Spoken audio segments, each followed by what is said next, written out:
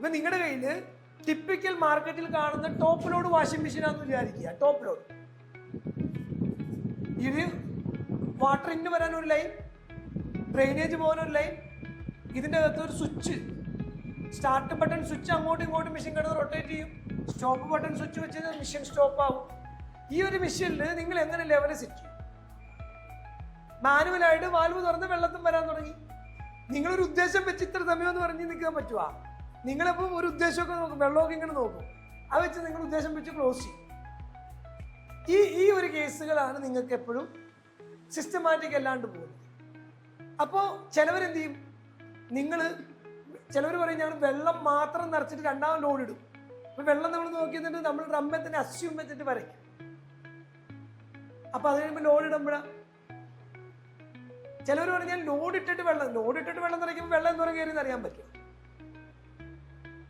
അപ്പോൾ ഓൾവേസ് നമ്മുടെ മെഷീനുകൾക്ക് ഏകദേശം mid level, low level, high level set ചെയ്യാൻ പറ്റുന്ന ഒരു പാരാമീറ്റർ നമ്മുടെ മെഷീനുകൾ കേപ്പബിൾ ആയിരിക്കണം. ഇല്ല എന്നുണ്ടെങ്കിൽ നമ്മളൊരു ലോജിക് ലെവലിൽ വർക്ക് ചെയ്യണം. ലോജിക് ലെവൽ, ആ ലോജിക് ലെവലാണ് നിങ്ങളൊരു മെഷീൻ വന്നു കഴിഞ്ഞാൽ ആദ്യമേ ഈ മിഡ് ലെവലും ഹൈ ലെവലും ലോ ലെവലും എത്ര സമയം കൊണ്ട് വെള്ളം കയറുമെന്ന് നിങ്ങളൊരു അസ്യൂം വർക്ക് ചെയ്യും.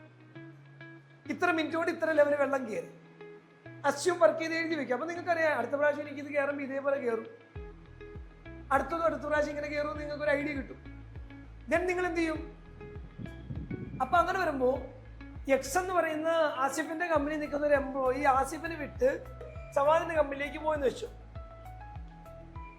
ആസിഫിന്റെ കമ്പനിയില് വാട്ടർ ടാങ്ക് ഇരിക്കുന്നത്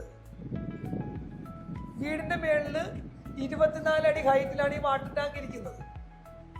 അപ്പൊ ഈ വാട്ടർ ടാങ്കിൽ നിന്ന് നിങ്ങളുടെ ആസിഫിന്റെ കമ്പനിയിലെ മെഷീനിലേക്ക് വന്നുകൊണ്ടിരുന്ന പ്രഷർ, വാട്ടർ പ്രഷർ എന്ന് പറയും.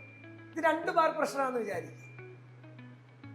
അപ്പൊ നീ ടൈമിലാണ് വർക്ക് ചെയ്തേക്കണം. നിന്റെ കൂടെ നിന്നാണ് ഇത്ര മിനിറ്റ് വെള്ളം കയറിയാൽ ഇത്ര ഡിറ്റർജന്റ് ഇടാതെ വർക്ക് ചെയ്യണമെങ്കിൽ സവാദിന്റെ കമ്പനി ചെന്നപ്പോൾ എന്ത് പറ്റി? അവിടെ വാട്ടർ ടാങ്ക് ഇരിക്കുന്നത് 12 അടി ഹൈറ്റില്ല, മറ്റേതിന്റെ നേർ പകുതി അടി ഹൈറ്റില്ല. 24 അടിയിൽ നിന്ന് വരുന്ന വാട്ടർ പ്രഷർ എന്ന് അറിയുന്ന സമയമല്ല 12 അടിയിൽ നിന്ന് വന്ന് അറിയുന്ന സമയം. അപ്പോ ഇവൻ 24 അടിയിലെ ടെക്നിക്കലാണ് പോയി 12 അടിയിൽ ഉപയോഗിക്കണമെങ്കിൽ എന്താ സംഭവിക്കുന്നത്? നേരത്തെ പറഞ്ഞ നാരങ്ങ വെള്ളത്തിന്റെ എഫക്റ്റ് ആയിരിക്കും ആ ലോണ്ടറിയിൽ സംഭവിക്കുന്നത്.